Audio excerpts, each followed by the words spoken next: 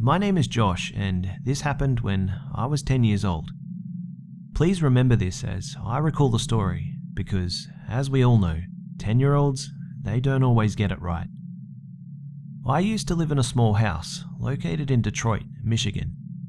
In the part of town that I lived in, there was very little crime, violence, or even noise for that matter. My house sat on a river, which you could see from my backyard, and what separated us from the water was a 4-foot sea wall, which is a piece of iron or metal that prevents erosion. My house was one of the more isolated houses around the area, and there was a medium-sized field that separated our house from others. My school was also within walking distance from my house, so I would walk across the field every day to get to school. It was an ordinary morning for me so far. I woke up at around 6 a.m, took a shower, brushed my teeth, ate a bowl of cereal, and then I left for school. I walked out of the front door, which led to the field that I continued to make my journey across.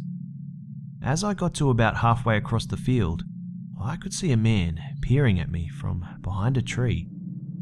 I couldn't make out his features as he was just too far away, but I could definitely tell it was a man, and he was facing my way. That definitely freaked me out, but I figured that since he was so far away, even if he tried to make a move, I would still be able to get to safety quick enough. So I continued to walk to school. I made it to school safely, occasionally checking over my shoulder to see if the man was still following me, but he hadn't. After school, I decided to take a different way home because I didn't want to see the man again. I assumed that he wasn't still there, but I just wanted to be sure that I did not come into contact with the man again. So instead of crossing the field, I walked around it, taking different side streets in order to reach my destination. I didn't see anything weird on the way back, which was a relief to me. Once I got home, I did my normal routine and then I just went to bed. It was around 3 in the morning when the sound of someone yelling woke me up. I was still very tired, so at the time, I could not tell who it was. But what I could tell is that the yelling, it was coming from the kitchen. I went to investigate to discover that the yelling, it was coming from my dad. My dad had his shotgun aimed at someone from out of the window which pointed towards our backyard. A Caucasian man with a button-up shirt and blue jeans. He was standing in the backyard with his hands up, with a blank stare on his face. The man just stood there and he said nothing. My dad told him that if he tried anything funny, that he'd put a hole in his chest. As this was going on, my stepmom, she called the cops. After about 5 minutes of waiting, the police arrived. They proceeded to arrest the man, and as he was leaving, he gave me the most bone-chilling stare you could ever imagine. His emotionless expression chilled me to the very core. At that very moment, I couldn't help but think about the man staring at me on my way to school. Now, I wish this is where the story ended, but sadly, it didn't. After the police left with the man, my dad insisted for me to go back to sleep, as it was very late and I had to go to school the next day. So I got back into bed and eventually I fell asleep. A couple of hours later, I was awoken to the sound of footsteps coming from the hallway. I assumed that it was my dad, still awake after what had just happened. I brushed it off and I tried to get back to sleep. After another 20 minutes or so, I was awoken by the same creaking noise.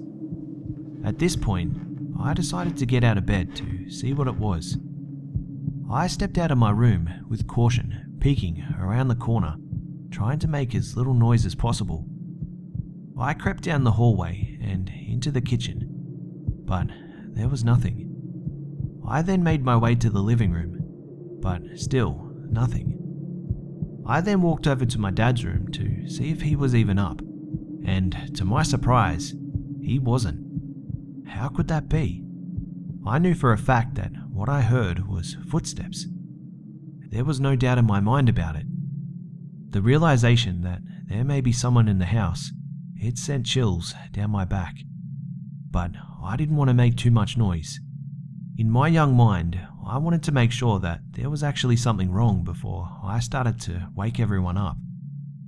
And the only place that I hadn't checked yet was the basement. At this particular stage in my life, the basement, it didn't really scare me. It wasn't very big and there weren't many things down there, so I decided to just go and check it out. I slowly walked down the steps and I turned the light on that was hanging over me, and it illuminated only a portion of the room. I walked about 10 feet further to turn on the second light. I still didn't see anything. On the back wall, there was a light switch that turned on the lights that were built into the ceiling. I hit the switch and turned around, and what I saw next still chills me to this very day. There was a man, and he was standing bare naked. He had long, greasy blonde hair. Now, it was frightening enough that the man was there in the first place, but the fact that he wasn't even looking at me, it just made it all the more disturbing. He had his back towards me, standing very close to the wall closest to me. He was only about 6 inches from the wall, and he was just staring at it, and he was twitching every 5 seconds or so. I was in total shock at this point. I was so scared that I couldn't even move. I wanted to scream, but I didn't know if he would try and do something if I did. Had he even noticed that I was down here? Or that the lights were turned on? He had to have noticed. How could he not have? I thought to myself in pure terror. I was standing in that basement for a good 20 seconds, still so shocked at what I was looking at. I finally decided to work up enough courage to try and leave. The floor of the basement, it's made of concrete, so it didn't creak. I moved out of there so quietly that I myself could barely hear myself moving. The closer I got to the staircase, the more of his face I could see. I could start to make out that he was smiling. This made me sick. I knew at that point that there was definitely something wrong with this man. When I made it to the stairs, I knew in my mind that they were going to creak as I walked up them. I still decided to walk up the stairs slowly anyway, and backwards so I could still see the man the entire time. I stepped on the first step. It made a loud noise, but the man, he still continued to just stare at the wall. The next 3 steps, they were all the same, until I got to the 5th step. As I laid my foot down to the old wooden step, a very loud creaking noise followed. This then triggered the man to turn his head, and he gave me the most disturbing stare imaginable. He looked at me dead in the eyes and just smiled, and then he slightly turned his head as if he were confused or something. I then turned around and bolted up the stairs as fast as I could. I ran down the hallway to my dad's room and I woke him up. He then raced down to the basement as I followed. What I saw when I got downstairs, it still haunts me to this very day. The man, he was still in the same position as before, still with that smile on his face, just staring at the same point as he was before. My dad was disgusted at the sight of the man. He didn't even go near him. My dad, he simply picked up the phone and he just called the police. But as he was giving the police the address, the man, he started sprinting towards us. My dad and I, we were petrified at this point, and we ran upstairs into my dad's room and locked the door, where my stepmom was awoken by all of the commotion. We finished the call to the police and we explained to my stepmom what happened. When the cops got out to the house, they claimed that they found the man hiding underneath my bed. We have since moved out of that house, and thankfully, we haven't experienced anything strange so far.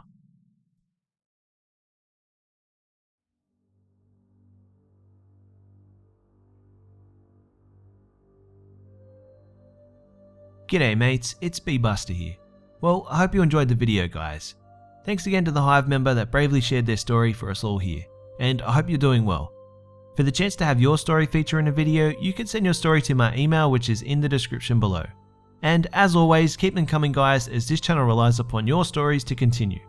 Also, please do me a favor and just state in your email what your story is about in the description, and also provide me with a short written statement of consent just so that I can be above board with everything.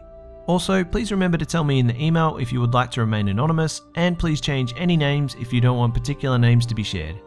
As always guys, it would be awesome if you could like, share, comment and subscribe if you're new. Don't forget to follow me on Facebook, Twitter and Instagram for updates throughout the week. You can also catch me on my second gaming channel, all of which have links in the description below. Thanks again for always tuning in and for all the love and support guys, and I'll see you mates in the next one.